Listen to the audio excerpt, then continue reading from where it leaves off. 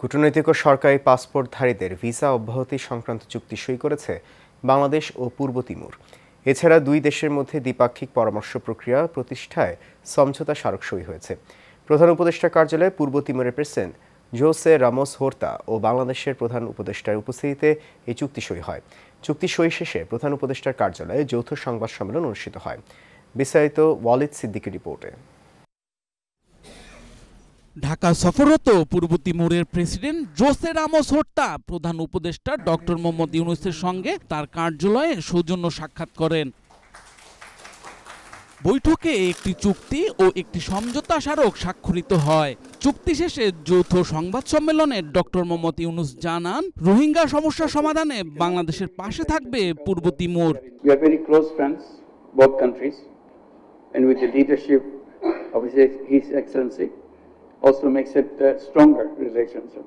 So on all international fronts we'll work together. Particularly East Timor can be very helpful for us to play a role, mediating role between Myanmar and Bangladesh to repatriate all the Rohingyas from Bangladesh back to Myanmar. So, and they are very close.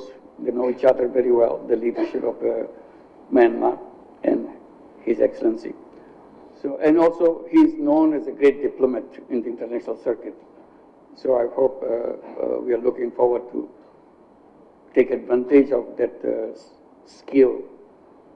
Doctor Mohammad ইউনূসকে প্রশংসায় ভাসিয়ে Jose Ramos Horta বলেছেন, পৃথিবীতে সম্ভবত doctor Mohammad ইউনূসই একমাত্র নেতা যার এত যোগ্যতা আছে। This will enable the government to invest more in infrastructure, in education, in health, in environment protection, and so on. So, in that regard, we would hope to have my mentor, friend, Professor Yunus, and Bangladesh as a partner with Timor-Leste. Thank you. স্বাক্ষরিত চুক্তিটি হচ্ছে দুদেশের diplomatic এবং official passport হোল্ডারদের মধ্যে visa অব্যাহতি নিয়ে, আর সমঝোতা স্মারক স্বাক্ষরিত হয়েছে দ্বিপাক্ষিক পরামর্শ সংক্রান্ত বিষয়ে। Walid Siddiqui, Asian television, Dhaka.